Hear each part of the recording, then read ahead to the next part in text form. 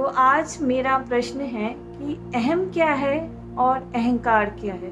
थोड़ा आप इसके बारे में बताइए। ये प्रश्न से जुड़ा हुआ ये पुस्तक भी है जो मैं पढ़ रहा हूँ, सेल्फ नॉलेज।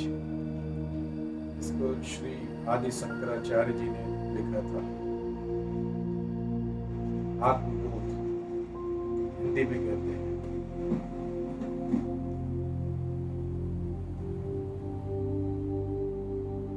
इस प्रश्न के दो लेवल पे आंसर है। पहला है अहम क्या है। अगर हम अहम समझेंगे तो अहंकार समझ पाएंगे। अहम को अगर आप संस्कृत में याद करें, हम कहते हैं अहम। इसका मतलब होता है मैं, या इंग्लिश में जिसे हम आई कहते हैं, या जिसको कल मैं सेशन में बोला था कैपिटल एस या कैपिटल आई कह सकते हैं। तो अगर आपको याद होगा, श्री कृष्ण जी ने गीता में कहा था कि हम सब आत्माएं हैं। आत्मा जिसे कोई जला नहीं सकता, कोई मार नहीं सकता, उन्होंने इस बात को बोला। और ये बात लगभग कई जगह लोग बोलते भी हैं, लेकिन समझना शायद सब इसको नहीं चाहते। जहाँ तक मुझे लगता है समझ भी नहीं पाते और समझेंगे भी नहीं, क्योंकि समझ आते आते आती है।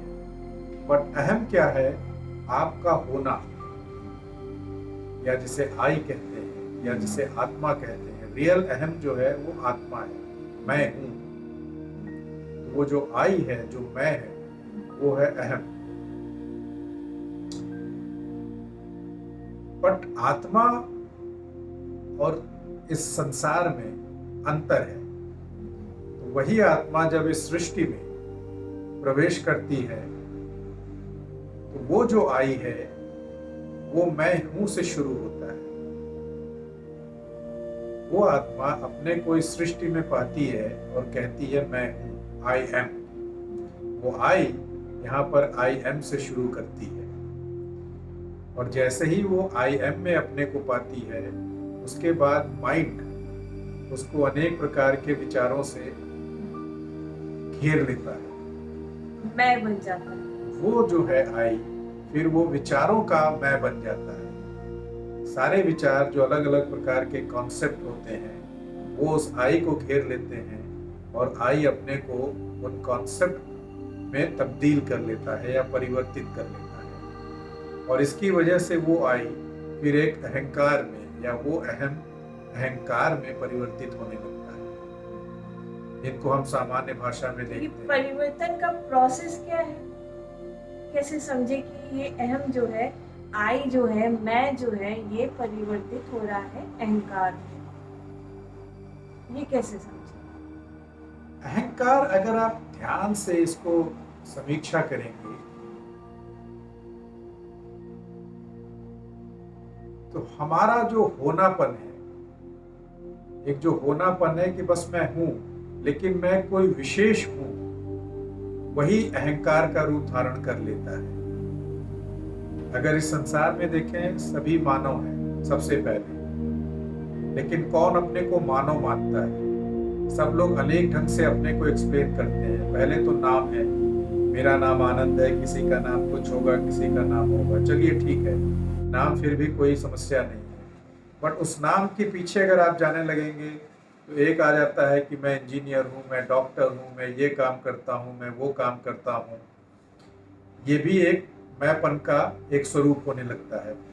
मैं बेसिकली, या अहंकार कह सकते हैं कि एक डिफरेंशिएट करना शुरू कर देता है। अगर देखेंगे, सभी व्यक्ति जन्म लेते हैं, या बच्चा अगर है, आप कई बच्चों को एक साथ रख दें, उनके अंदर ये भावना नहीं होगी, उनके अंदर कोई अहंकार नहीं होगा। वो सिर्फ यहाँ पर हैं और वो अपने को खेल कूद रहे हैं, उनको जो अच्छा लग रहा है वो आनंद ले रहे हैं। पर जैसे जैसे वो बड़े होते हैं, उनका दिमाग उनको ग्रसित करने लगता है, तो उनमें अलग अलग विचार के अहंकार जन्म लेना शुरू करता है,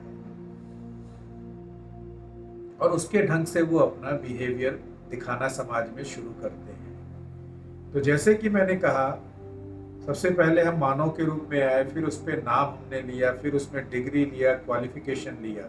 ये तो बाहरी अहंकार हमने आवरण बनाते चले गए। हर व्यक्ति के अंदर एक भीतरी अहंकार भी जन्म लेना शुरू कर देता है, जो उसके पिछले हैबिट्स की वजह से, जो पिछले जन्मों की वजह से उसके अंदर एक सोच है या हैबिट है, वो जो है सख्त रूप धारण करने लगता है इस जीवन में। जैसे अगर कहते हैं, बहुत लोग कहते हैं, हमारे पिताश्री अगर कहते हैं कि ईमानदारी बड़ी अच्छी चीज है, बिल्कुल सही है, ईमानदारी बहुत अच्छी बात है। बट वही ईमानदारी अगर किसी को दुख देने लगे और वो आपकी जिद बन जाए, तो शायद वो अहंकार में परिवर्तित हो जाएगी, क्योंकि वो ईमानदार व्यक्ति फिर शायद किसी को अपने सामने ठहरने नहीं देना चाहता और वो ईमानदारी को ही भगवान बना लेता है। हर चीज की एक सीमा रेखा है, हर चीज की एक सीमा है, और वो सीमा ये कहती है कि आप में और दूसरे मानव में अंतर नहीं है, दोनों ही आत्मा है, इसलिए उसको दुख नहीं होना चाहिए।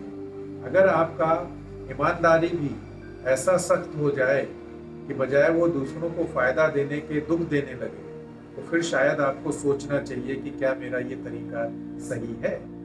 इसी प्रकार आप बहुत से उदाहरण ले सकते हैं। हर व्यक्ति का अपना एक कॉन्सेप्ट होता है जीवन के प्रति, ऐसा होना चाहिए, ऐसा नहीं होना चाहिए, बेसिकली मेरे ही सोच चलनी चाहिए, दूसरे की सोच में उसके लिए कोई जगह नहीं होती। तो ये सारी चीजें अहंकार को जन्म देती है, और जैसे जैसे हम उनको जीने लगते हैं वो अहंकार बहुत ही तीव्र होते हैं और हमारी आदत में वो शामिल हो जाते हैं। फिर इनसे ऊपर उठना बड़ा हमारे लिए मुश्किल हो जाता है। अहंकार को एक और तरह से अगर समझना चाहते हैं, तो अगर आप बहुत ही इसमें ध्यान दे के सोचेंगे, जो अहम का कारक होता है वही अहंकार होता है। कोई भी ऐसी चीज जो आपके मैंपन को ज्यादा प्रदर्शित करती हो, तो वो अहंकार है। जहाँ पे हम खुद का, स्वयं का ज्यादा, जहाँ पर हम स्वयं की बात ज्यादा करते हैं, अपने स्व को ज्यादा प्रदर्शित करते हैं। अगर आप ध्यान देंगे, हम अपने स्व को क्यों ज्यादा प्रदर्शित करते हैं? क्योंकि हम अपने को दूसरे से अलग मानते हैं। अगर 4 बच्चे खेल रहे होंगे एक छोटी उम्र के, तो वो वहां पे उतना स्व प्रदर्शित नहीं करते हैं।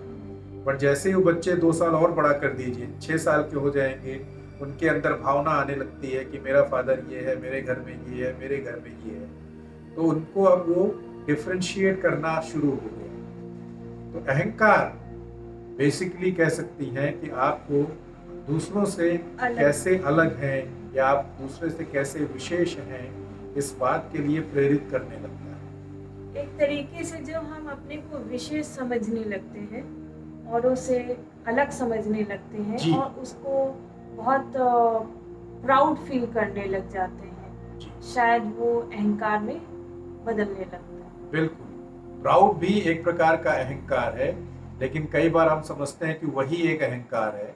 ऐसी बात नहीं है। घमंड एक अहंकार है, बट घमंड ही सिर्फ अहंकार है, ऐसी बात नहीं है।